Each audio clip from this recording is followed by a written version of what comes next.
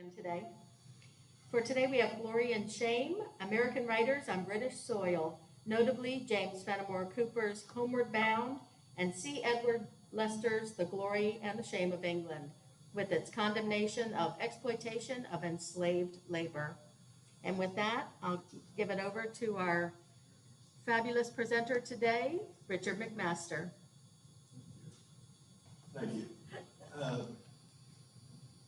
Americans had a kind of love-hate relationship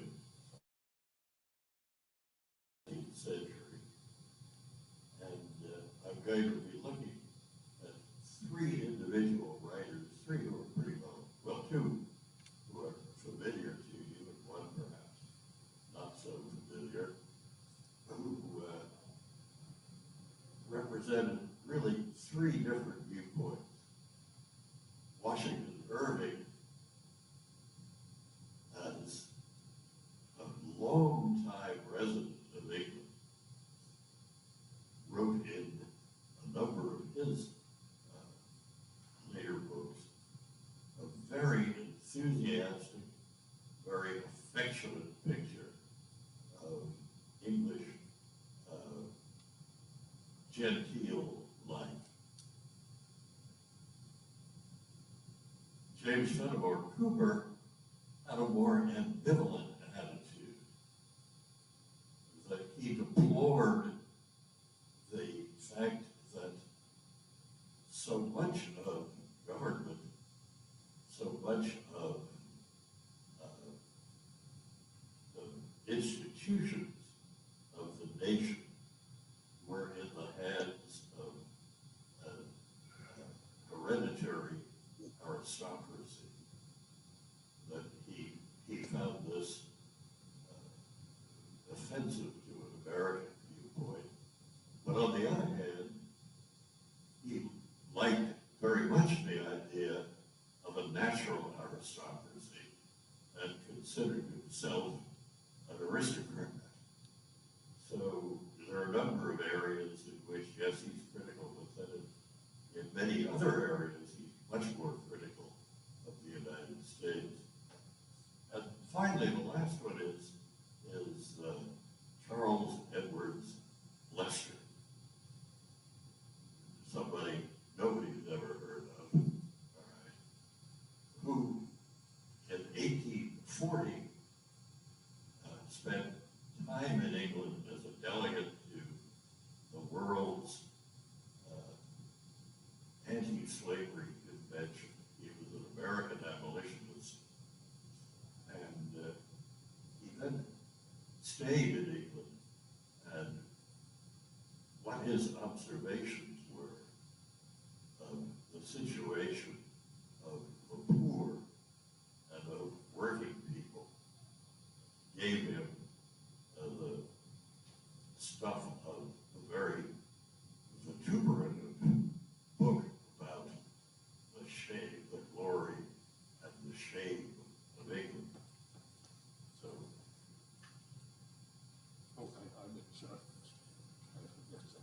Yep, you're in charge.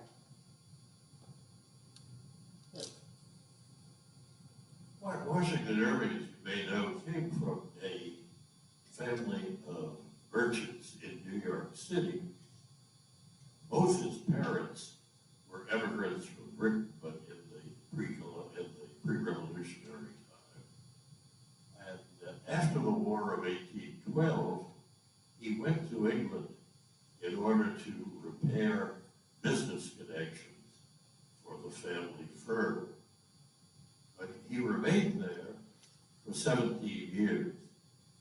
And it was while he was in Britain that he published the Sketchbook, which is a book that has all of those wonderful Washington Irving characters, the Rip Van Winkle, and the people of the legend of Sleepy Hollow, and the Headless Horseman, and the Ichabod Crane, and all the others that we remember. When I was starting out as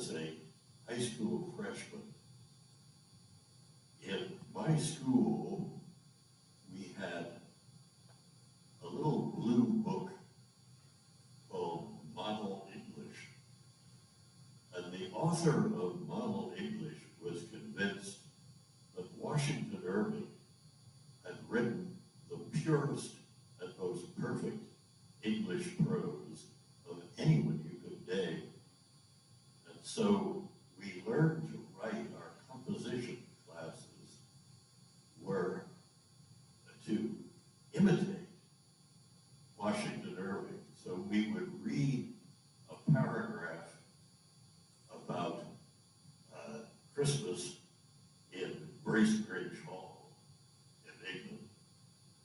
And then we were supposed to, having read that, describe Thanksgiving dinner at a suburban home on Long Island. And similar, if here was a picture of people gathering for a bullfight in Seville, well, you could apply that to people gathering for a high school football game. And that was, it sort of left me with the idea that Washington Irving is still the greatest of American writers. Now, Irving had another commercial success. He depended actually on his writing. He had a commercial success with Bracebridge Hall in 1822, a series of stories, like the sketchbook, centered on a genteel family and their neighbors, sort of an early Mountain Abbey setup. He drew an appealing picture of life at the Manor and in the village. He also included descriptions of the English Christmas. Christmas was not much recognized in 1822, apart from Catholics and Episcopalians and Lutherans. So Presbyterians and Congregationalists were just another day. Wasn't much to do. So this was influential in beginning to bring Christmas as a secular holiday into American life. And back in New York, Clement Clark Moore was publishing the night before Christmas, or a visit from St. Nicholas, and giving us a character who would be around for a long time. And it was in the 1840s that we had the introduction of the Christmas tree. The first one in a church in New York City was at the Church of the Holy Communion, where William Augustus Muhlenberg was the minister. Irving later on turned to research in the Spanish archives and published some pretty good books. He was then appointed secretary to the American legation in London in 1829. He continued in that post until 1832, when you may remember Martin Van Buren was named by Jackson to be the minister to the court of St. James, but then was not confirmed by the Senate and consequently had to come home, and Washington Irving came home with him. So he didn't have a very long time. The same year, once he got back to the States, he traveled with Henry Ellsworth, head of the Bureau of Indian Affairs, to Indian Territory, Oklahoma, and Irving wrote a tour of the prairies about their journey, sort of proving his American bona fide. On their return, Ellsworth sent Seminole and Creek families from their homes to Indian Territory along the same route, and then a little bit later to the Cherokee. This was the beginning of the Trail of Tears. Washington Irving continued to earn his living by writing. He was sent to Spain by President Tyler as minister, he did not care for the politicking in church and state. He was interested in Spain as an academic topic, but not as an existing government. And he spent the rest of his life at Sunnyside, his cottage, in Tarrytown, New York, writing and publishing.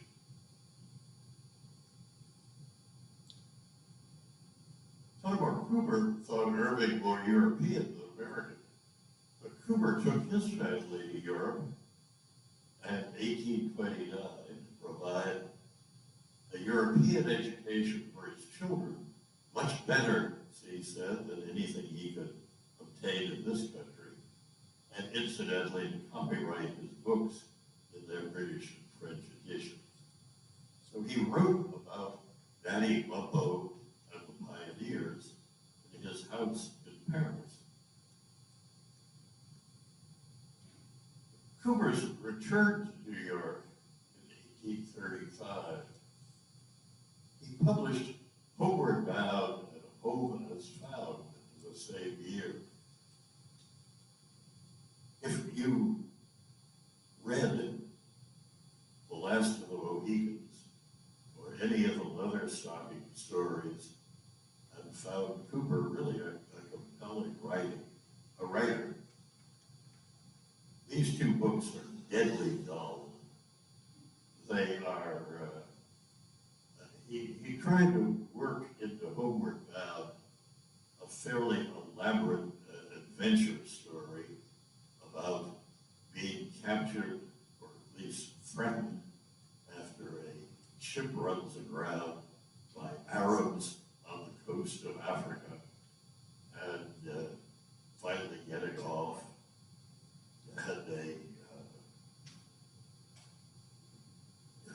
runaway criminal who is pretending to be a baronet, an English baronet, is on the ship, and then the real baronet turns up and will be a character in the second book.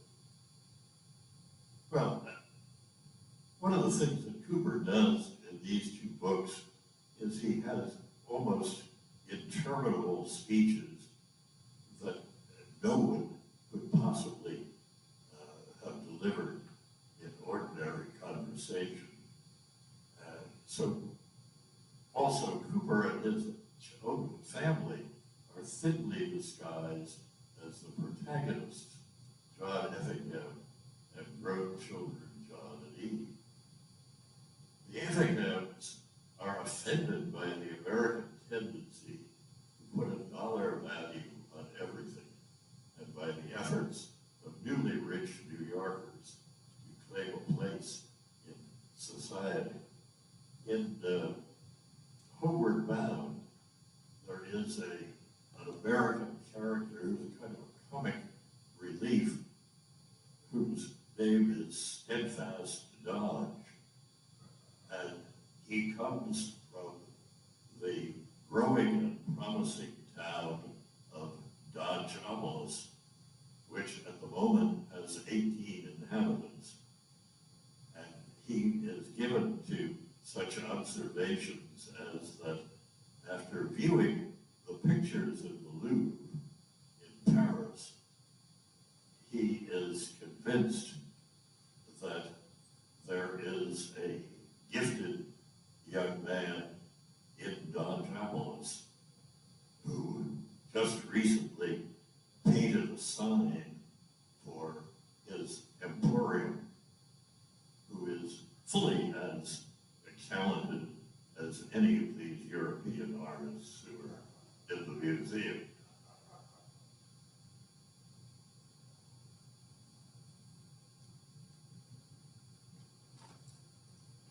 This is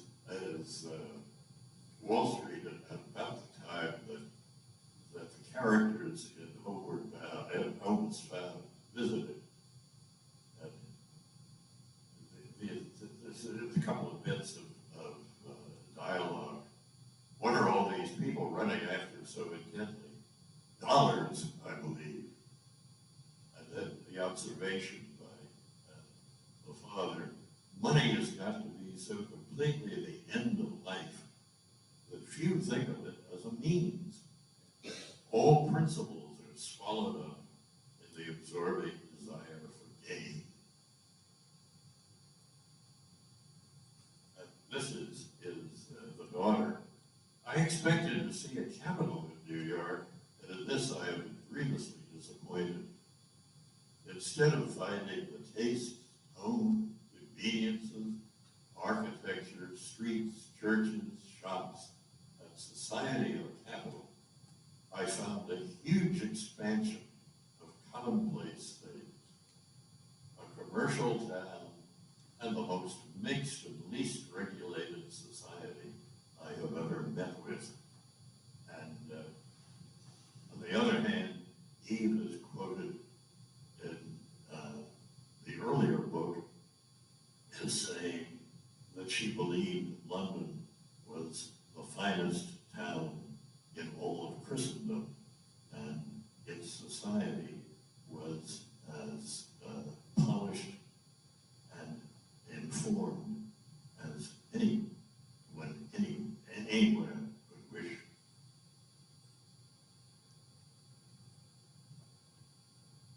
Cooper was ambivalent about England and America, as suggested.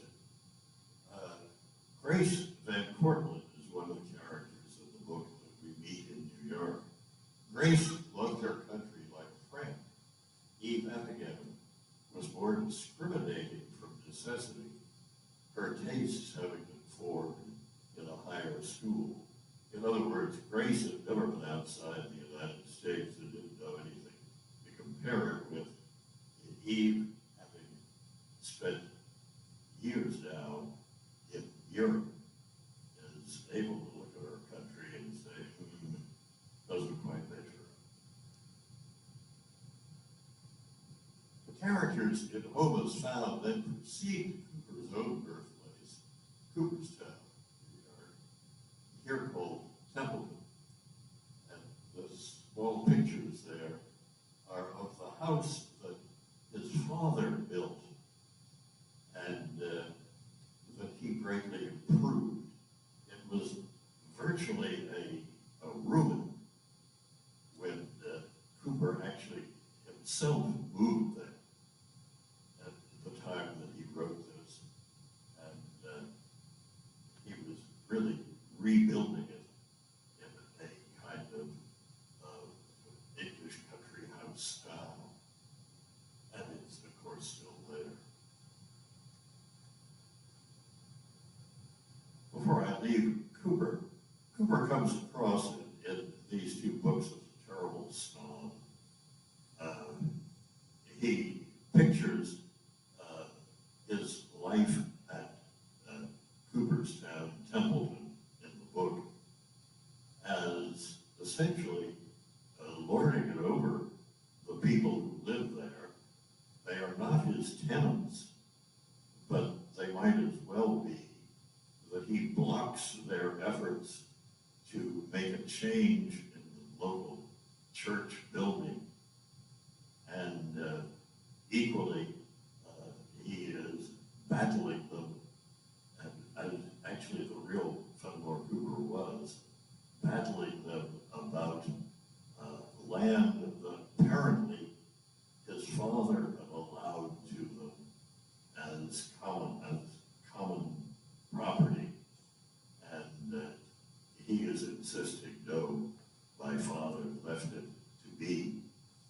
And so he comes across as somewhat unattractive in this figure. Now, C. Edwards Lester visited England in 1840 as a delegate to the World's Anti-Slavery Convention. While there, he interviewed ordinary English people. C. Edwards Lester was actually a grandson of the 18th century New England minister, Jonathan Edwards, and a very devoted abolitionist, very active in the anti-slavery movement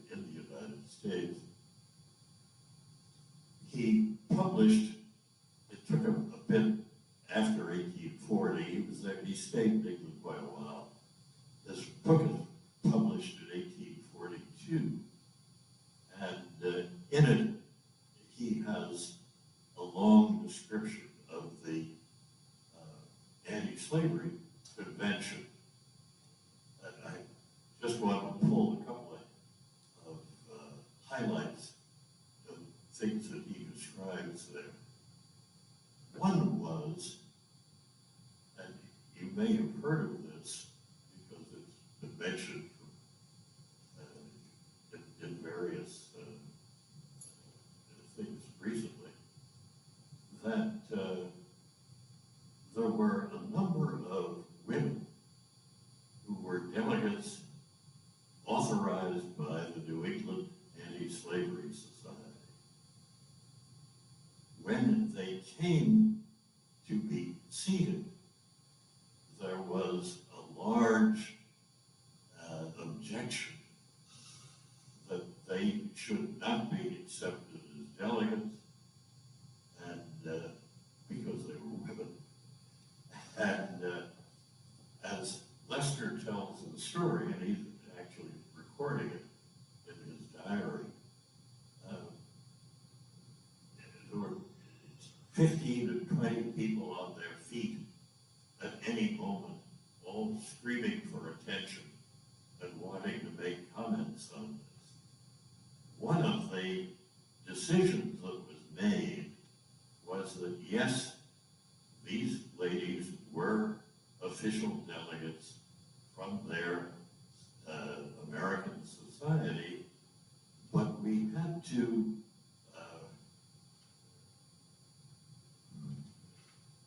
pay attention to how things would be done, not in America, but in England. And consequently blend with the customs of the country. And one of the lady delegates raised the question that in countries like Turkey, women are relegated to harems. Would the honorable gentleman suggest that we should go along with that? So, but they were allowed to attend and given seats in the hall, but they were not allowed to be delegates. And Lester would have been actually surprisingly quite neutral on this.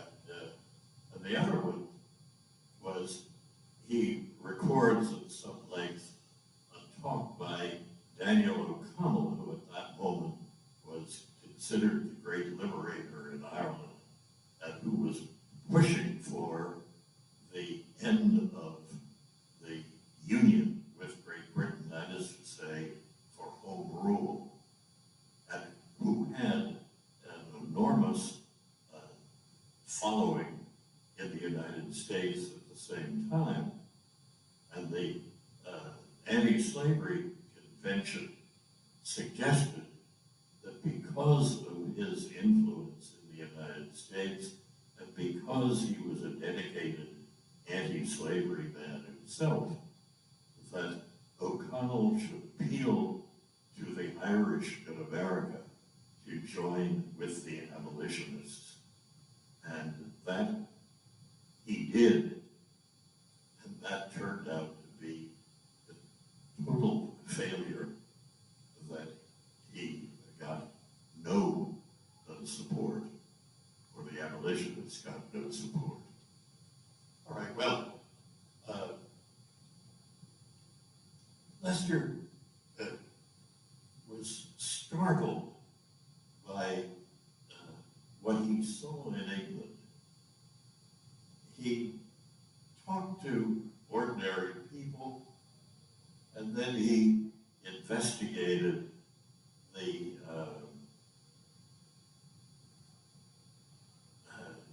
hearings, the published documents of the factory committee of the Parliament, and immersed himself in a number of records like that. So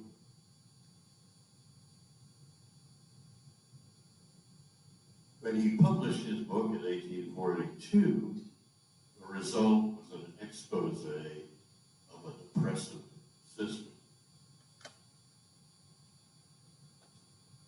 He tells us in the 1842 book that until he came to England, he had never seen people who were really starving. That he had never, until he was in London, he had never seen, and he's delicate in the way the words he uses, but he had never seen a prostitute plying her trade. He had never seen people who were dressed in rags. And so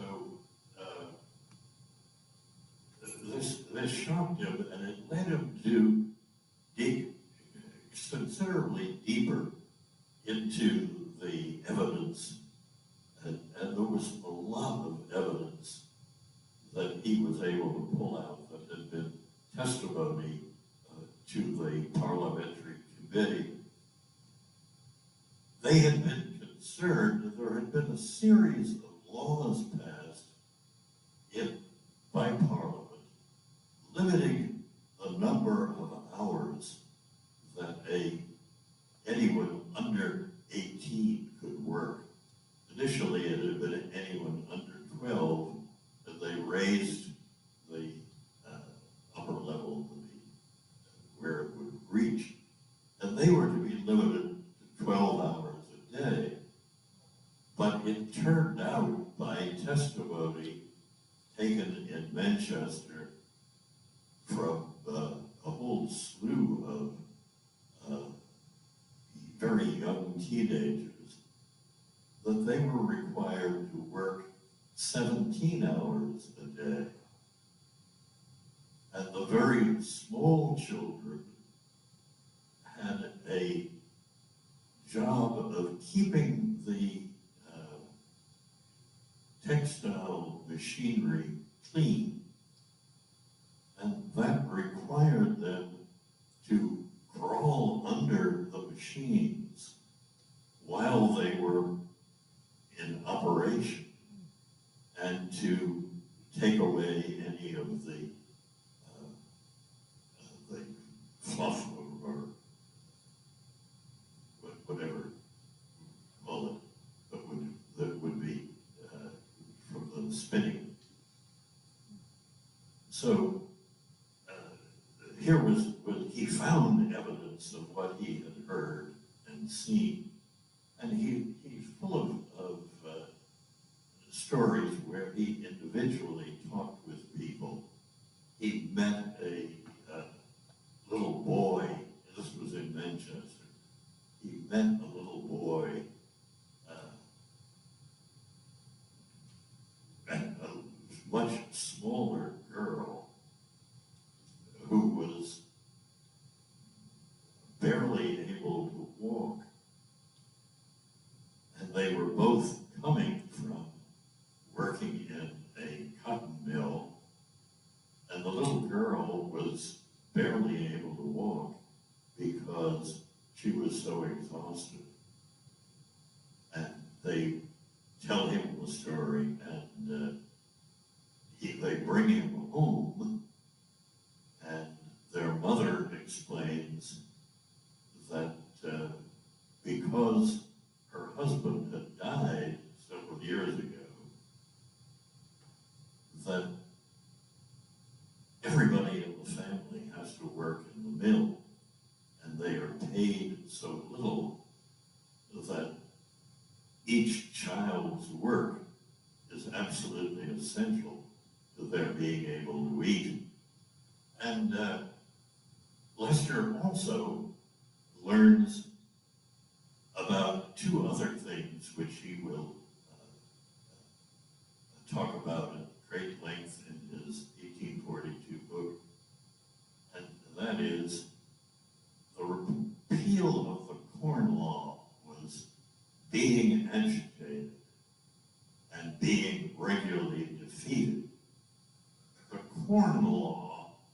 corn laws dated back a century or more then.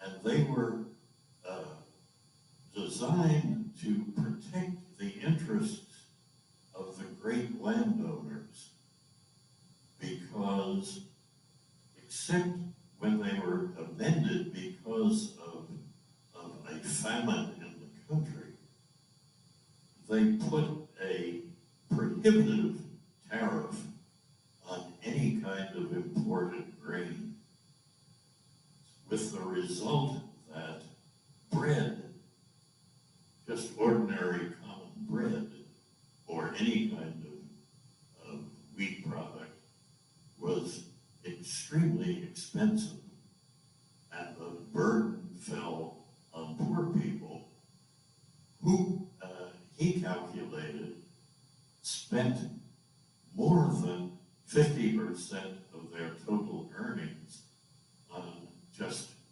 the single article of food. Now, Sir Robert Peel would succeed in 1846 in finally getting the Corn Laws repealed, committing Britain to free trade, and setting up the aristocratic interest as bitterly opposed to Peel and his traders. And the other one is that everyone, even the poorest people, were heavily taxed for the support of the established church. So whether you went to church or whether you were a member of another denomination, a Catholic, a Jew, a Unitarian, you were required to pay for the upkeep of your parish church and the minister there. And taxes in general, he found, were extremely high in Britain, so that basically everything was set up to keep the poor poor and to force them to work for a pittance.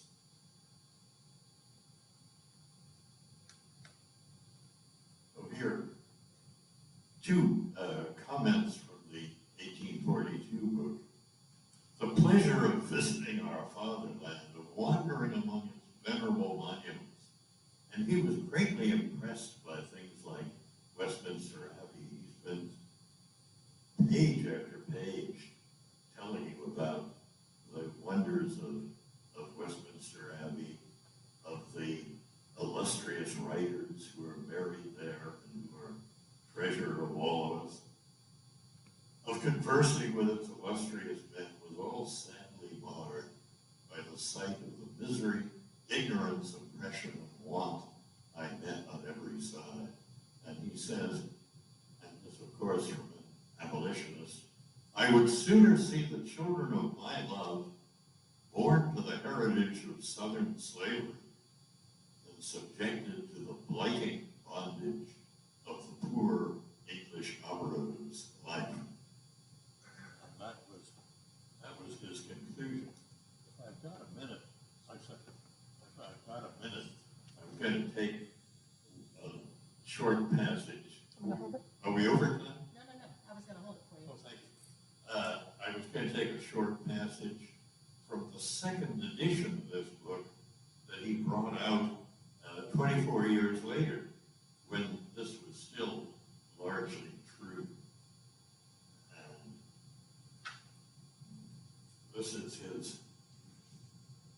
England is glorious by reason of her age, her ruins, her power, her commerce, her Christian missionaries, her bards and orators.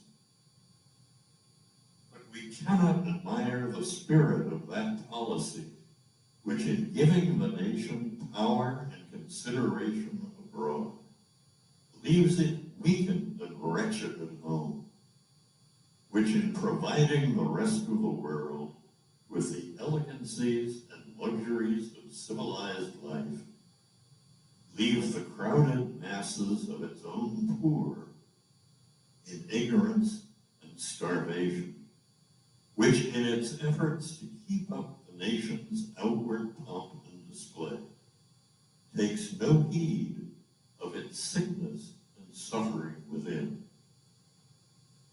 Let her remember that no sadder aspect in the decay of civic society can be presented than when honest laborers by millions are perishing with want, while an aristocracy around them are rolling in voluptuousness.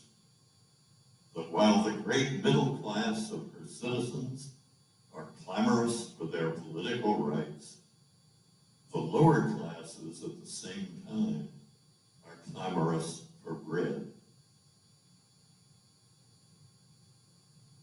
That her provinces are held by a frail tenure. Let her remember, too, that a power greater than her own has left no traces of its political existence in Italy, and that the barbarians stood long ago in the golden house of Nero. So,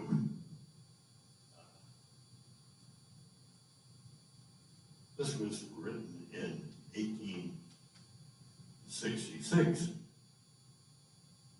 when Britain was still slowly moving toward reform, slowly moving toward a kind of society that would care for those who provided the work that made it Great Britain. So, if that, we can close, and if anybody wants to make a comment or ask a question, which I can't answer. Any questions here?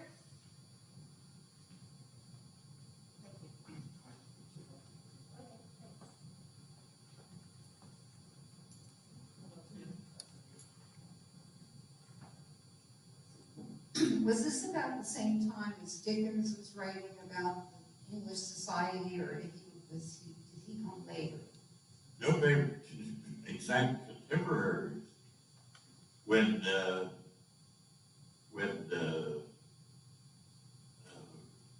Leicester is in England, in fact, Dickens is churning out books, and people they were usually published in parts that people were queuing up to get the latest number. He was extremely popular. And as you know, not next week, but the week after, Paul Ortiz will be talking about Dickens and his effort to push for reform of the society. Thank you. Rick, go ahead. You talked about the observations on the problems of an established church in Britain and the high taxes that were associated with keeping the church as an established church. How did he compare that with what was going on in the US, where states also had established church in the very early 18th century, 19th century, and managed to get rid of them? So Britain still has an established church, or England does at least. Yeah, the last American establishment, I think, was Massachusetts in 1832, was abolished. And Leicester was looking toward the disestablishment of the church everywhere in Great Britain and Ireland. It was disestablished in Ireland in 1870, within his lifetime, but not in England. And that tax burden has been greatly reduced, but it's still there. Government money does maintain the church. But he was obviously a disestablishmentarian.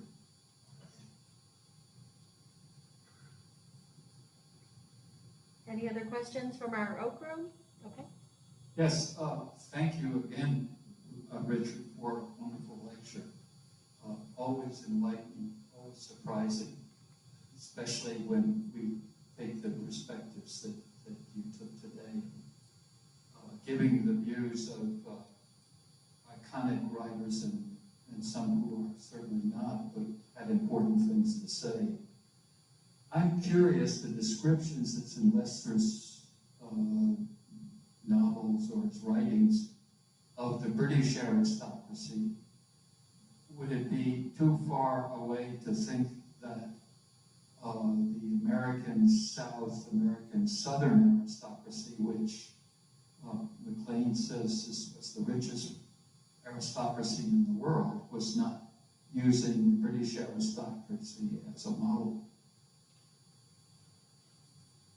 Yeah, and they were, of course, and would be, but clearly as a dedicated abolitionist, he saw the two as equally repugnant, that one group of people were exploiting the labor of enslaved black people. The other were exploiting the labor of their own countrymen.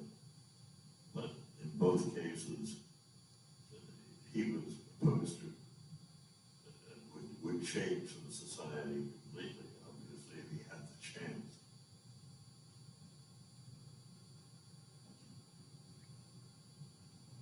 I don't see any other questions. Oh, Mr. Steele, over here.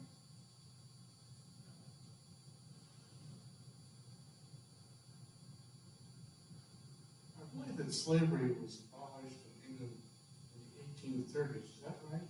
Yes, 1833. Okay, thank you. And Would you comment on the relationship between these societies and the movements to abolish slavery? would you say that again? I didn't quite. Would you comment on the relationship between these abolitionist societies and the abolition of slavery? Yeah, of course, they've been working very hard since the late 18th century to eliminate slavery in Britain. The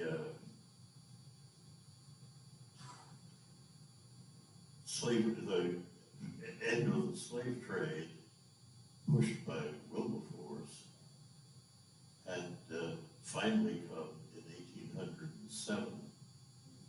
And then they immediately turned to doing something about slavery itself. It was fairly late because it was in 1829 when a school teacher in Leicester published a little pamphlet that called for the immediate abolition of slavery. That everybody, both sides of the Atlantic, was talking about, well, this is a terrible, something like climate change. This is a terrible thing, but we don't want to be precipitous. We don't want to destroy the economy and so on. And her little pamphlet made the point that if something was as evil as you say it is, then we shouldn't wait 24 hours to try to get rid of it. So from 1829 to, and this is 1840, well, 1833, it moved along very quickly, that they ended slavery in the West Indies. And that in order to do this, and this had been a bit of a sticking point, they had to appropriate 20 million pounds, which was an awful lot of money in 1830, and is, if you translate it into our money, would be a staggering amount for any government. And that money was to go to compensate every single owner of slaves. And it put an enormous, this, I'm sliding now into Lester, it created an enormous national addition to the national debt that had to be paid off by the taxes of the very poor, while the people in England who were being compensated, some few of them actually were resident of the West Indies. The great majority of them were all people living in England. That these people were the very people who were either landed gentry or were people who owned, they had an investment in the West Indies plantation. They also had an investment in a factory. So there was nothing for the poor and a great deal for the kind of the ruling class. But the organizations really were central, I think, to pushing that through the 1830s and obviously less successful in the United States. Did I obfuscate everything well? Question. You tell me when the union movement started in Great Britain? The what? The union, labor unions. Oh, there were unions even then, most of them pretty pathetic, and they had been, and at least through the 1820s, they had been outlawed. They were not allowed to organize, but by the 40s, they were specialized groups, and that would be growing all through the 19th century. Richard, there's a comment from chat, just that says, fascinating analysis. Thank you. I'm still thinking about last week's closing comment from J.F. Cooper. If slaves are ever really free, there will be an endless race war. I didn't know if you wanted to comment on that, just a comment from our Zoom crowd. Could you run that past me again? It says, your last week's closing comment from J.F. Cooper, if slaves are ever really free, there will be an endless race war. In the American Democrat, which Fennimore Cooper published in 1840, he argued that because there was such a profound racial difference between the slaves and the white Americans, that it would lead to, as you just said, an endless race war of extermination, which probably would mean that the Africans would be exterminated, because they had, of course, much less access to the means of exterminating other people. But this is in the light, I suppose, of Nat Turner, that created a great idea that black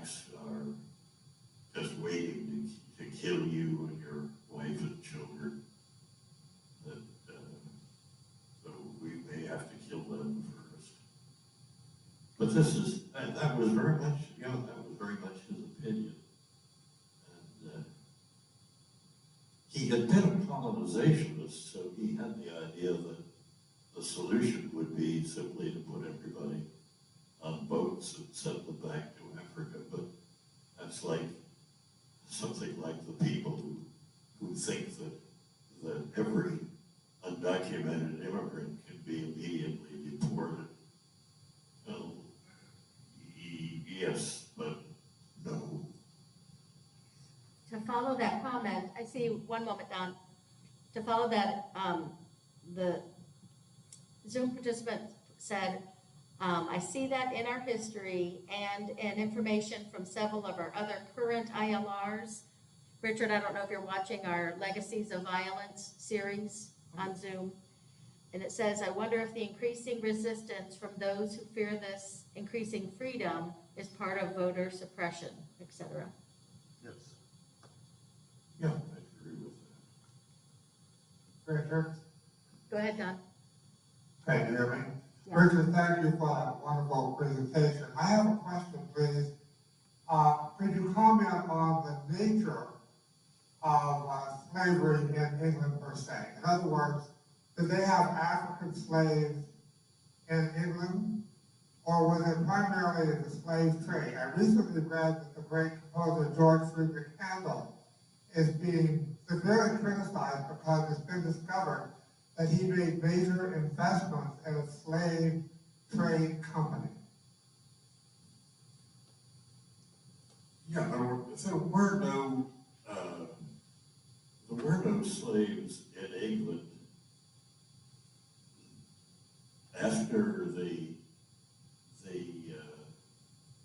Somerset decision by Chief Justice Mansfield in 1772 said that basically that it would be something that Americans wanted applied to free soil, that without a local law supporting slavery, saying there is such a thing as a slave, and that there was no such law in England or Scotland, consequently, there was no such thing as a slave. So there were people of African descent who had been freed and who lived in England, but they were just ordinary free people like anybody else. The slavery until 1833 was concentrated in the West Indian colonies, and the slave trade had been ubiquitous. And one of the things that's hard to get over in the 21st century is this was taken as an ordinary investment. You know, as you might have an investment in a utility in somewhere. Well, you have an investment in a slaving voyage. Or you could have a property that was serviced by slaves or depended on slaves. So, for example,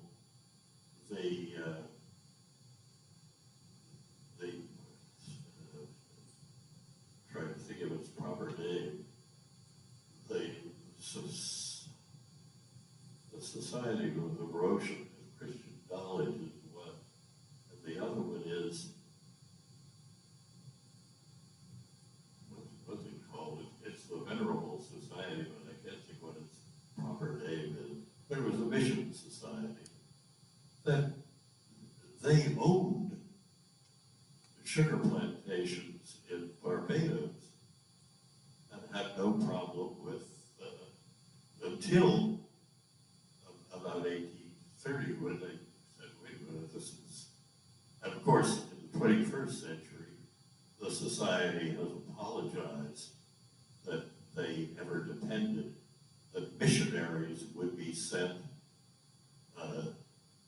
funded by the fact that